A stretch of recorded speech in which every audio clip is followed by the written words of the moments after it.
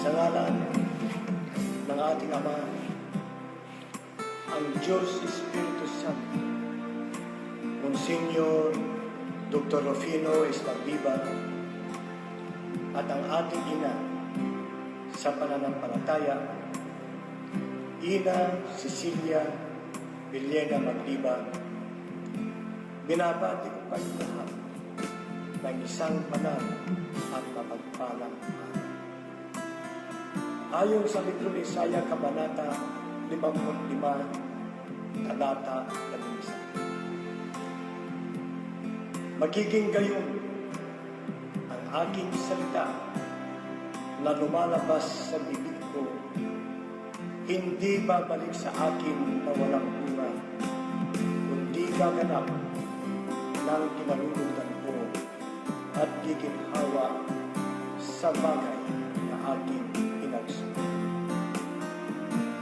Mga minamahal kong mga kapatid, sa pananampalatayang procedures of the Divine Church of Christ, dito sa Pilipinas at sa buong daigdig. Ang mundo ngayon ay nahaharap sa malaking kabuluhan. Panlulunod dahil sa hindi nakikitang kaaway ang krisis COVID-19. Maraming tao ang natatakot, nangangagapaypay at nawawalan ng pag-asa dahil sa pangyayaring nagaganap na pagtaas ng kontaminasyon at mga nasasabi. Ngunit magalak kayong lahat ng mga krusado sa pangyayaring ito. Hindi dahil maraming nagkakasakit at nasasawi, kundi huwag manginig dahil hindi na ito lingid sa ating kaalaman o sorpresa sa inyo. Kung hindi, isa na naman na pagkakakitaan ng katotohanan sa kanyang mga sinasabi noon sa atin ng ating Diyos, ang Espiritu Santo, Ama Monsignor Dr. Rufino Esparviva, dahil kanya na itong sinabi at inihayag na ang lahat ng ito ay darating at ito na nga nangyayari at nangyayari na naman. Natatakot ka ba? Nangangamba ka ba? Bakit ka matatakot? Di ba't sinabi na sa atin ng ating Panginoon, Monsignor Dr. Rufino Esparviva, sa kanyang propesiya, ang lahat ng mga ito at kanyang sinabi, at makakarinig kayo ng mga digmaan at mga alingaw-ngaw ng mga digmaan, sapagkat kinakailangan ito'y mangyari, datapwat hindi pa ito ang wakas. Sapagkat magsisindig ang bansa laban sa bansa at ang karihan laban sa kaharian, at magkakagutom at lilindol sa iba't ibang dako, tatapwat ang lahat ng mga bagay na ito ay siyang pasimula ng kahirapan. Kanyang inihayag ang katotohanan sa mga hindi naniniwala, ngunit siya ay pinagtawanan. Ngunit ang ating Ama ay hindi nahiyang umiwas. Bagkus siya ay nagpakita ng mga tanda at kababalaghan, at kayo at ang inyong mga ninuno, ang mga saksi na Biblia ng pananampalatayang Procedures of the Divine Church of Christ. Kanyang sinabi ang paglindol, pangangalaitin ng mga ngipin dahil sa kahirapan, sakit, terorismo, pagputok ng bulkan, at iba pa. Marami siyang pinagaling. Napagaling niya ang mga wala ng pag-asang gumagaling ng mga sakit. pambubunot ng ipin sa pamamagitan ng kanyang kamay. Nagpaulan, nagpahinto ng ulan, lumakad sa ibabaw ng tubig at marami pang hindi kapanipaniwalang mga kababalaghan. At ang pinakamalaga sa lahat, siya ay nangaral sa pananampalataya, pagtalima at pagtitiwala, at sa pamamagitan niya, lahat ng mga sumusunod at naniniwalang krusado ay maliligtas. Ngunit bakit kayo natatakot kung nababahalan? Magtiyaga, manalig, at magtiwala kay Ama RSM dahil kontrolado niya ang lahat ng mga ito.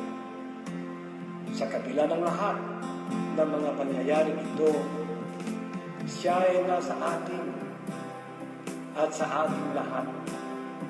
Hindi niya tayo iniwan o pababayaan. Lahat ng ito ay kailangan malagpasan dahil may maganda siyang plano at hangarin sa ating lahat ng mga anak niya na patuloy na naniniwala, nagtitiwala at sumusunod sa mga kagustuhan niya.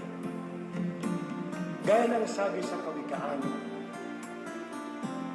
tumiwala ka sa Panginoon ng buong puso at huwag kang manalig sa iyong sariling kaunawaan. Maniwala kay Ama RSM dahil ang pananampalataya na walang tiwala sa Kanya ay walang saysay. Magtiwala at maniwala, hindi sa kung sino lang siya, ngunit sa kung ano pa ang sinasabi niya. Maging inspirasyon na may pagtitiwala sa ating Panginoon. Nariyan lagi si Abulakay sa atin sa mga marami pang pagsubok na darating sa atin. Kaya lahat tayong mga naniniwala sa ating Panginoong Ama RSM, ating ilaan ang ating sarili at magtiwala sa Kanya. Kilalanin mo siya sa lahat ng iyong mga lakad at Kanyang ituturo ang iyong mga landas. Atin siyang kilalanin. Kilalanin natin si Ama RSM na ating Panginoon at tagapagligtas sa ating buhay. Saan lang tayo matatupad at naroon at anuman ang ating gagawin at tayo tiyak na hindi tayo nag-iisa. Hindi ito ang buhay na walang paghihirap, ngunit ang walang takot sa mga paghihirap dahil nananatili tayo naniniwala sa ating Ama RSM sa gitna ng lahat ng mga pangyayaring ito. Mananatili tayong masigla at kapaki-pakinabang sa Kanyang kalooban kahit na nararamdaman na natin ang paghihirap sa mga oras na ito na tulad nitong krisis na kinahaharap natin. Ang paglalagay ng tiwala sa karunungan ng tao, ang pagtingin sa ating sarili sa kapwa, sa individual at sa karamihan ay walang saysay sa sukdulan. Sapagkat ang karunungan sa mundo ito ay kamangmangan sa Diyos. Gaya na nasulat sa banal na aklat, sapagkat ang karunungan ng sanglibutan ito ay kamangmangan sa Diyos. Sapagkat nasusulat, hinuhuli niya ang marurunong sa kanyang katusuhan. Magtiwala sa Panginoong Ama RSM dahil siya ang tunay na daan patungo sa kaligtasan at buhay na walang hanggan. Anumang sakit at paghihirap ay ating titiisin. Anuman ang nangyayari sa ating paligid ngayon o anuman ang nararanasan natin sa bawat araw, nauunawaan lahat yan ng ating Panginoong Ama, Monsignor Dr. Rufino Esmagliga. Ginagawa niya ang lahat ng ito para sa ating kabutihan at sa kanyang kaluwalhatian sa paraan na hindi natin naiintindihan. Maaari rin siyang magbigay ng lunas, ngunit sa paraan na hindi natin inaasahan.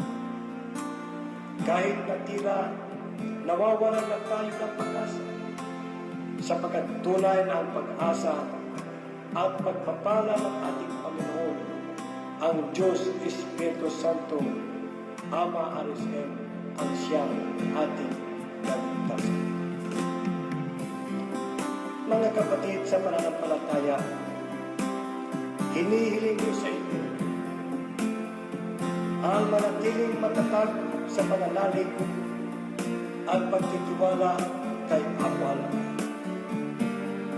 at asahan ninyo ang marami pang biyaya at natimbang na para sa inyo.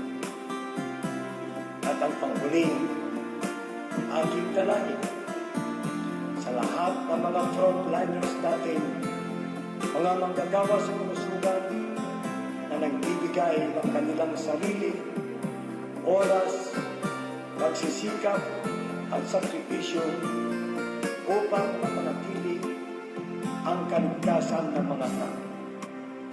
Magdasal tayong lagi at hilingin natin sa ating Ama na sana ay patigilin na ang pagsubok na ito at manatili tayong ligtas na mga anak niya. At magpasalamat tayo sa ating dakilang Ama dahil hanggang ngayon wala pa rin na itatala na mga kapatid sa pananampalataya dito sa Pilipinas at sa buong mundo na nagkaroon ng infeksyon ng COVID-19. Purihin ang ating Ama. Be proud to Father. Mag-ingat lagi. Sundin ang tagulilin ng pamahalaan. Ama na kay Ama RSM. Bless us all. Maraming salamat.